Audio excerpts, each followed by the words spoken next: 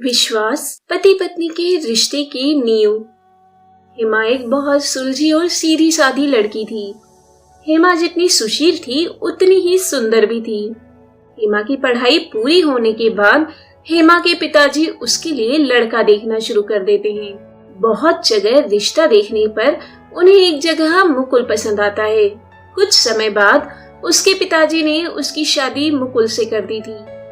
मुकुल और हेमा की शादी को लगभग 2 साल हो चुके थे। मुकुल और हेमा दोनों इस रिश्ते से बहुत खुश थे। दोनों एक दूसरे के साथ बहुत अच्छा समय बिता रहे थे। दोनों एक दूसरे के साथ घूमने जाते, मूवी देखने जाते, लंच पर जाते, डिनर पर जाते। इस तरह दोनों की जिंदगी अच्छी चल रही थी। हाल ही में मुकुल का प्रमोशन हुआ था। मुकुल के कंधों पर काम का अधिक बोझ आ गया था। अब वह हेमा को अधिक वक्त नहीं दे पाता था। मुकुल अब अपना अधिकतर समय फोन और लैपटॉप पर ही बिता दिया करता था। अब मुकुल और हेमा की कोई खास बातचीत नहीं हो पाती थी। दोनों अपने कामों में ही बिजी रहते थे। कुछ दिनों तक ऐसा ही चलता रहा। कुछ दिन के बाद हेमा की एक सहेली और उनके बच्चे हेमा के घर छुट्टियां मनाने के लिए आते हैं। हेमा बहुत खुश थी। अब उसका अकेलापन बच्चों के आने से खत्म हो गया था। हेमा अब पूरा दिन अपनी सहेली और उनके बच्चों के साथ ही बिता दिया करती थी। मुकुल ऑफिस से घर आता और खाना खाकर अपने ऑफिस का काम करने बैठ जाता। हेमा की सहेली ऐसा कई दिनों तक देखती रही। एक दिन हेमा की सहेली हेमा से बोली कि हेमा, तुम मुकुल का फोन देखती हो ना? वो पूरी रात न जाने किससे फोन पर बात करता है। हेमा ने कहा कि वो ऑफिस का काम करते हैं। फिर भी हेमा, मर्दों का भरोसा नहीं है। उन पर नजर रखनी बहुत जरूरी होती है। ना जाने कब हाथ से निकल जाए। हेमा की सहेली ने हेमा के मन में शक का बीज बोकर कहीं न कहीं उसके विश्वास को हिला दिया था। अगले दिन नाश्ते की टेबल पर हेमा ने मुकुल का फोन मांगा तो मुकुल ने फोन अनलॉक करके हेमा को दे दिया। हेमा ने फोन देखकर मुकुल को दे दिया।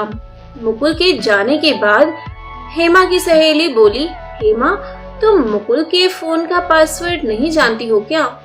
हेमा ने हंसते हुए कहा, नहीं यार, जब जरूरत होती है वह खोल कर दे देते हैं। कभी पासवर्ड पूछने की जरूरत नहीं पड़ी। हेमा की सहेली बोली कि तुम दोनों के बीच में ये पासवर्ड क्यों है?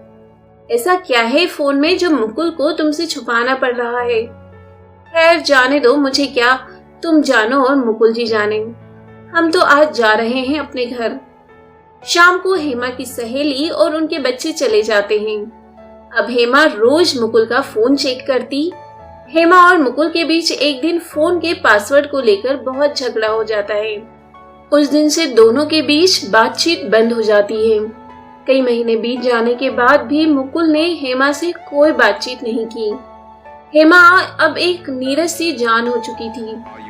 खिलखिलाकर हंसने वाली लड़की अब हंसना भूल गई थी। मुकुल भी अपने काम में भूल गया था कि उसकी एक पत्नी भी है, जिससे कि कई दिनों से बात नहीं हुई है। एक दिन हेमा की माँ का फोन आता है। वह कहती है कि मैं तुमसे मिलने आ रही हूँ। हेमा बहुत खुश हो जाती है। हेमा की माँ आती है तो हेमा उनसे बहुत सारी बातें करती है। तभी मुकुल भी घर आ जाता है और उनसे मिलकर बहुत खुश होता है। खाना खा पीकर अब सब सोने चले जाते हैं। हेमा की माँ समझ जाती है कि मुकुल और हेमा के बीच सब कुछ ठीक नहीं है। वह हेमा से पूछती है कि क्या बात है तुम दोनों के बीच। हेमा अपने दिल का हाल बता देती है। तब वह हेमा को समझाती है कि तुमने मुकुल के साथ बहुत गलत किया है। तुम्हारी सहेली तो शक्की स्वभाव की है, इसलिए उसने शक का बीज बो दिया। तुमने जब अपनी आंखों से देखा नहीं तो कैसे मुकुल पर शक किया? हेमा को अपनी गलती का एहसास होता है। वह बहुत रोती है। हेमा की माँ अगले दिन हेमा को समझाती है कि अपने रिश्ते को एक नई शुरुआत दो। इसके बाद वह वहाँ से चली जाती है। हेमा अब अपने और मुकुल के रिश्ते को सुधारने में लग जाती है। वह मुकुल के लिए उसकी पसंद का खाना बनाती है, बाहर घूमने की जिद करती है, साथ में समय बिताती है। धीरे धीरे दोनों को अपनी गलती का एहसास होता है और दोनों अपने रिश्ते को संभाल लेते हैं। दोस्तों कहते हैं कि शक का कोई इलाज नहीं। यह बिल्कुल सच है। शक ने एक बार दिल में घर कर लिए तो वह आपकी जिंदगी खराब कर देगा, और यदि शक के कारण पति पत्नी का विश्वास टूट जाए तो वह जुड़ नहीं पाता है। कभी किसी की बातों में ना आए। दुनिया अक्सर आपको खुश देखकर जलती है और आपकी खुशी किसी ना किसी तरह छीनना चाहती है। तो दोस्तों, उम्मीद करती हूँ कि आज की कहानी से आपने बहुत कुछ सीखा होगा। तो जल्दी से लाइक कर दें और शेयर जरूर करें। इसी तरह की और भी कहानियां सुनने के लिए हमारे चैनल को सब्सक्राइब कर लें।